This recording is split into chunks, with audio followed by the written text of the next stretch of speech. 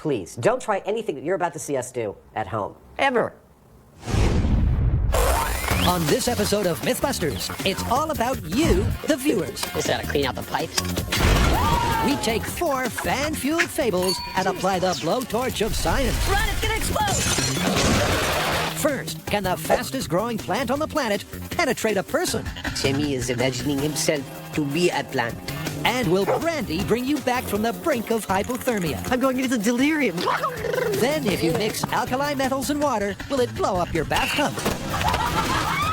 And finally, will burning a baby Grand really cause it to explode? Go, go, go, go! So sit back, drink up, and count backwards. 3, 2, 1. Because we're back to test more of your myths.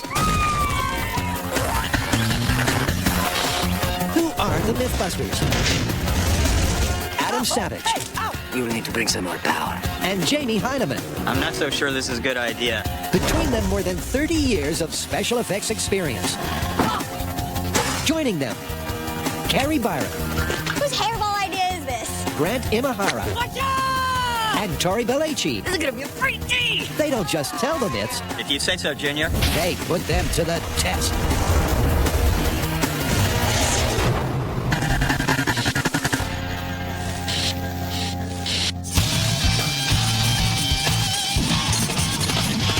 If you've got a myth for us to test, we'd love to hear about it. Here off the icy waters of San Francisco Bay, we have a very rare opportunity Yes, it is. to be able to view a very elusive television host in its natural habitat, the Heineman. Latin name, Hoosierist Televisualist. And he seems to be communicating with his viewers, asking them for ideas. Check it out. And who knew? Not only did you respond to the call, you opened the floodgates and sent us a gazillion myths. So we selected a few of the best to test. What's up first? Bamboo torture.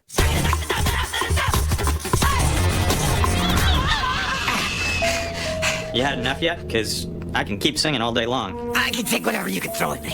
All right then, well, how about that, wise guy? A tiny bamboo plant? What are you going to do to me with that? I'm gonna plant it and then grow it right through you. Really? Does that work? I don't know, but that's the myth, and I've always wanted to try it. It's a far-fetched fable straight from the fan site.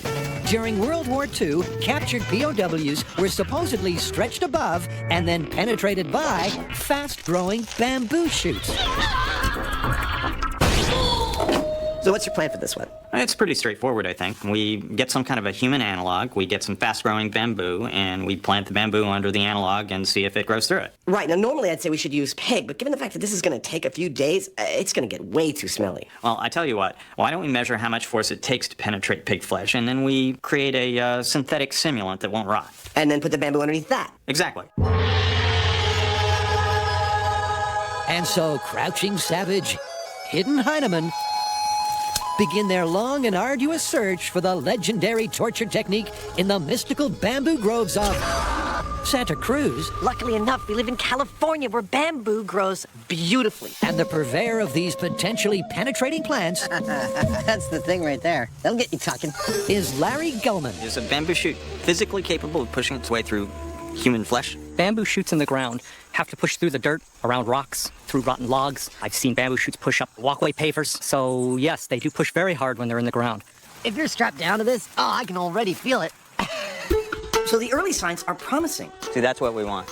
And that's due to the unusual way in which bamboo grows. The canes shoot out from an underground root system, and while underground, the shoot tips are extremely tough and sharp in order to push out through the soil. So the question is, do they have enough force to push through a human body? So let's say somebody owed you money. What kind of bamboo would you use? I think you should use Spectabilis. It's shooting right now. It's about 1 inch in diameter and very sharp. Perfect. With their potentially penetrating plants purchased, there's only one thing left to do. Well, we've got our bamboo. It's time to go back to the shop and torture some dummies. Okay, so what's our next myth for the viewer special? We're doing a myth about metal, and not just any metal, but my second favorite metal. Alkali metal. Oh, you mean like rubidium and cesium? Exactly. There's this internet video floating around where these guys throw cesium rubidium into a bathtub, and they liken the explosion to a hand grenade. Fans want to know if that's actually true. Okay, that's cool. But instead of bathtubs, why don't we do toilets? You know, like we used to flush the cherry bombs down in high school. You know, I wouldn't know anything about that. I was too busy studying chemistry. But, you know, if you want to do that, by all means, let's do it. Is this opposite land? Hand grenades and explosions, you say? Well, that could only mean a trip to the team's dream location, the Alameda County Sheriff's Bomb Disposal Range. What are we blowing up today? toilets, bathtubs. Everything but the kitchen sink. And the reason the bathroom furniture is on death row is the fan furor over a video clip that looks a little bit like this. Anybody got anything to read? After demonstrating that the reaction between water and the alkali metals becomes more violent as you move down the periodic table, they get to rubidium. And with what looks to be about 2 grams, they claim to get a hand grenade-sized explosion. So to find out if this is film fakery or fact, we're going to need a control. Now, on the internet video, they said that the reaction was equal to a hand grenade explosion. Just had to clean out the pipes. So we need to see what that looks like in order to have something to compare with. How great is this? We get to start off with a bang. We're gonna blow the crap out of that toilet. Get it? Sure. But Grant, and not Tori, will explain how the team are going to safely explode the commode. This is a grenade, but it's not a live grenade. In a live grenade, you'd have TNT in here, you pull the pin, the clip pops off, and this is what would set off the explosion. But what we're gonna do today is fill this with enough C4 to have the equivalent blasting power of the TNT. Then, we're gonna set it off with a blasting cap. That way, we can control exactly when it goes off, and it'll be much, much safer. Fire in the bowl. 3, 2, 1! Oh! Woo! The toilet's gone. Yep, now you see it. Now you don't.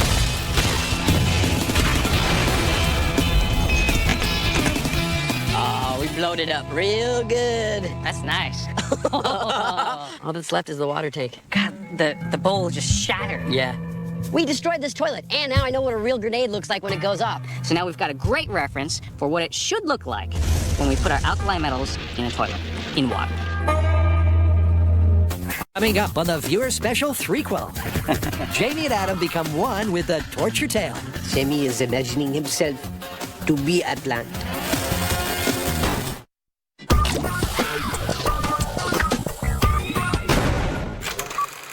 Used in water wheels and weapons, construction and the culinary arts, as a raw material, bamboo's versatility is virtually limitless. In the Philippines, they call this the dance of the bamboo pole. But fans want to know if this flexible, fast-growing grass could have been used as an instrument of torture. And to find out, Adam and Jamie need a human guinea pig to pierce. But which one? So the whole point of this test is to come up with a human analog. Now, we've done this on the show before, but usually with ballistics. I don't see any subcutaneous damage here. And this is a very well-explored field, not the slow penetration of something sharp like a bamboo plant. Nobody's done a lot of figuring on that, so we have to do it ourselves. We've got to go to the butcher, get a big slab of meat, start pushing spikes into it, come up with readings, and when we get those readings as to how much pressure and resistance the meat provides, we've got to imitate it with synthetic materials. Yep, to make a fake torso with accurate flesh-like resistance to a growing bamboo shoot. This has got to be the most gruesome thing I've ever made. The guys need to know exactly what that resistance is. In pushing through the meat very slowly, Jamie is imagining himself to be a plant. What's our peak? 8 max. Several tests later, and the guys have a decent sample range. 9.5 total. And decide to round up for simplicity's sake. Well, 10 pounds seems to be the magic number with this spike in penetrating flesh. So all we got to do is find a mix of materials around here that makes a flesh that doesn't rot and stick. Our ballistic material. I think it's perfect. Let me see what the needle says. 10 pounds. Wow. That is close enough for my money. I love that. Next, Hello? the guys whip up a rooftop greenhouse and then assemble it, unsurprisingly, Rise, my son. on the rooftop. Dude, touchdown. On in. This may look nice and sunny, and it is, but it's also a torture chamber, or it will be soon. So that's the greenhouse and bamboo in position, which leaves just one component. Oh, you're mine now. And the torso is carefully positioned above several shoots that have yet to fully break through the soil's surface. This version of Buster is our final stage of testing in the bamboo. Will it grow through a person? And after experimenting with a bunch of different flesh analogs, look at that. Those are the 2 growth points. They're beautiful. This ballistics material, which is non-water based, it won't rot, is the perfect material in terms of the amount of pressure it takes to push through. So that if the bamboo grows through this chest, we can definitively state that it would grow through you as well. Is that it? That ought to do it. All right, well, let's get out of here and come back in a couple days and see how it did. The way I see it, if the bamboo shoot works its way 2 or 3 inches into the back of the dummy, then it's an effective means of torture. All we've got to do is wait. Next, Now, normally Grant's a better shot when he's using the toilet. Carrie, Grant, and Tori find out for the fans if their toilet tale is tall or true. Then, there are surprising results from the torture test.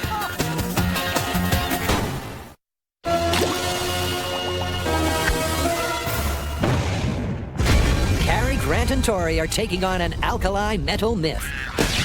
A video on the internet claims that if you add 2 grams of rubidium or cesium to water, it'll blow up your bathroom furniture with a hand grenade-sized explosion. Is that to clean out the pipes? To find out if it's actually true, we're doing a direct comparison. This is the hand grenade.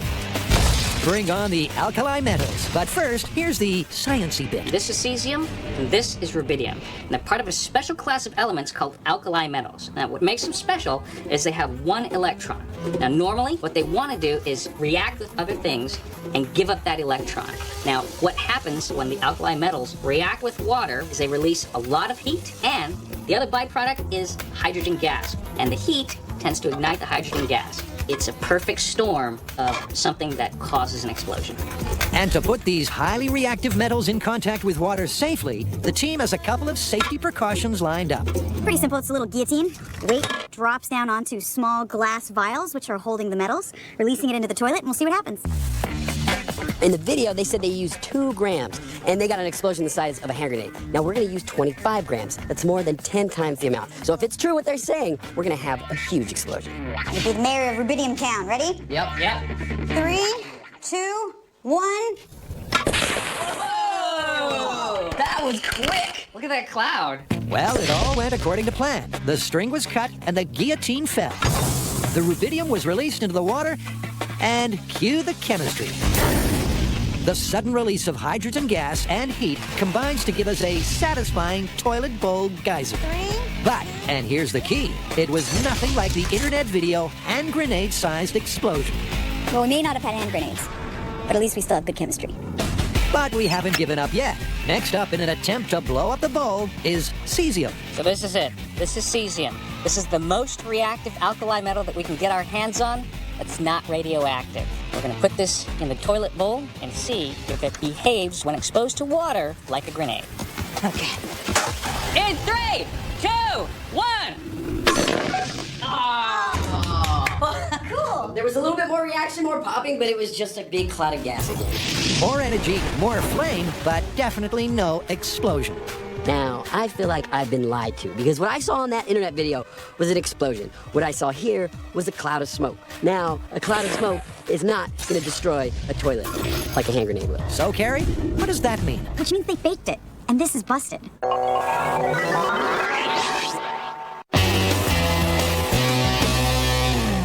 The MythBusters are no strangers to tall tales of torture. After all, they've already confirmed that Chinese water torture can send you round the bend. I actually don't want to do this test right now. But now, at your behest, they're testing the power of botany to bring you to the brink. And with the ballistics material dummy suspended above the soon-to-shoot bamboo, the clock is ticking. I'd imagine that torture is a pretty results-driven business, and so we're looking for a couple of things here. We're looking as to whether the shoot can actually grow through this flesh simulant, and also how much time it takes for it to do that. And they're both really important, because if it takes months to do it, it's not really an effective means of torture. If it does it in a couple of hours or a couple of days, though, that starts to put it in the realm of possibility. And Jamie's prediction is spot on, because after just 3 days, our tortured torso is surely ready to talk. Dude, the bamboo is growing into our poor dude. The experiment could not be going better. We have already gotten exactly what we came looking for, which is at the point at which bamboo meets flesh. Does it make a left-hand turn, or does it just keep on going? And it's pretty clear that it just keeps on going. Well, you know, I said earlier that if there was any penetration at all, then that's torture. So I say this myth is... Oh! Let's not call it just yet. I want to see how far we can take it. Let's let it keep on growing. Okay.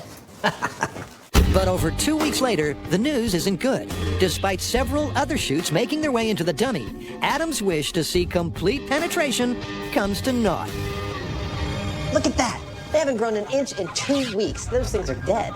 Yeah, and look at that. The ballistics gel is melted. That must have got so hot in here, that's what killed them. We did prove that you could torture somebody with bamboo if you were determined. Yeah, but we didn't see the bamboo grow all the way through the guy. I mean, that was supposed to be the grand finale. You know, we've got one more dummy. Let's chuck it up there and see what happens. Okay. So a second ballistics material torso, this time with attractive wig and facial features, is taken to the roof, where the team has set up a second growing area, one that's open to the elements. Well, our dude is set up, and this is our last chance to see bamboo grow through a person. It's our last mannequin, it's our last viable bamboo shoot, and it's pretty much the end of the growing season. So if it's gonna happen, it's gotta happen here. And what do you know, Adam's desperation is well rewarded. Fast forward a couple of weeks, and this time the results are nothing short of astounding. That's what I'd call it through and through. We wanted to know if the bamboo would grow all the way through you.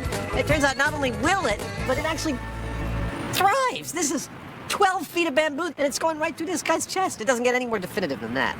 I feel like someone's almost playing an April Fool's joke. That's so perfect. Obviously, bamboo can grow right through you, like it did over here. But for this to be a reasonable method of torture, if you can consider torture reasonable in any sense, it needs to do it fairly quickly. And our time-lapse shows that this penetrated that body in a matter of a couple of days or so. It's possible, as gruesome as it is. That is awesome. Plausible and awesome. Plausible. Next on MythBusters Extreme Plumbing. And Janie and Adam I ate a radio for science. prepare for the big chill. Please, don't try anything you're about to see us do at home. Ever.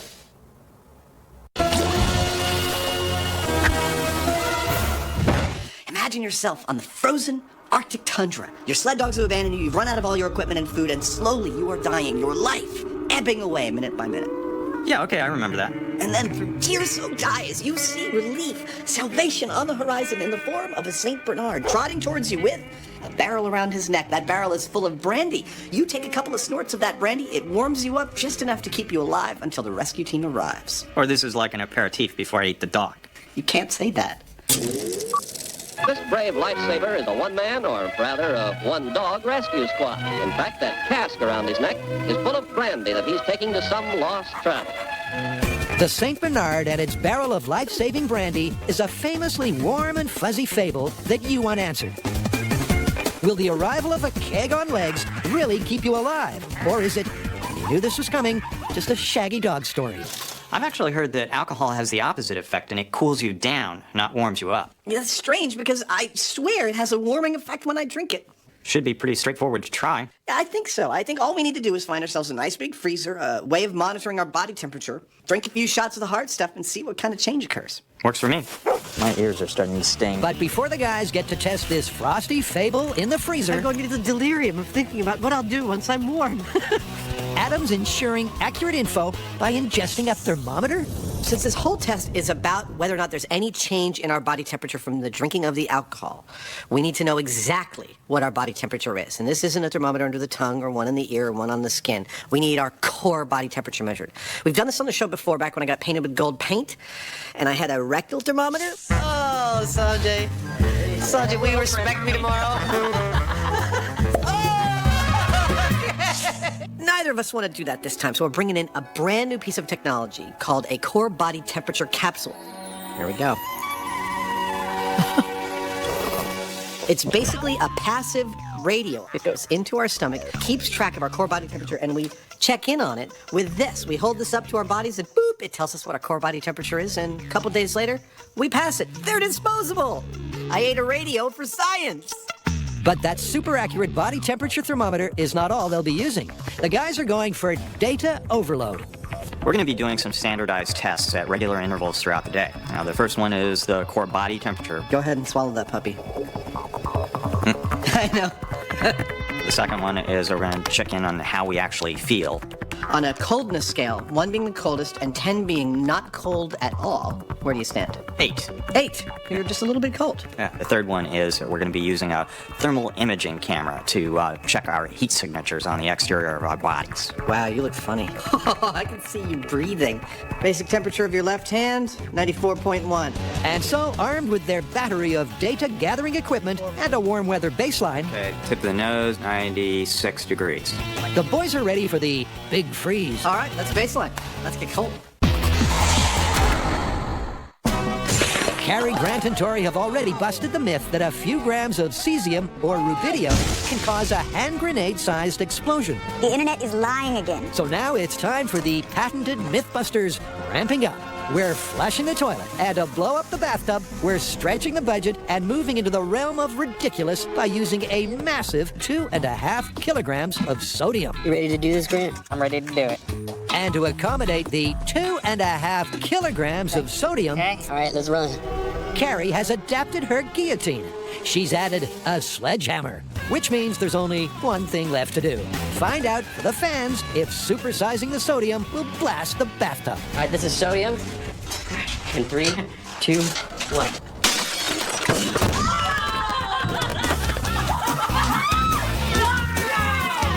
Wait. Oh my God! Poisonous gas! While the team holds its breath, let's check out the replay.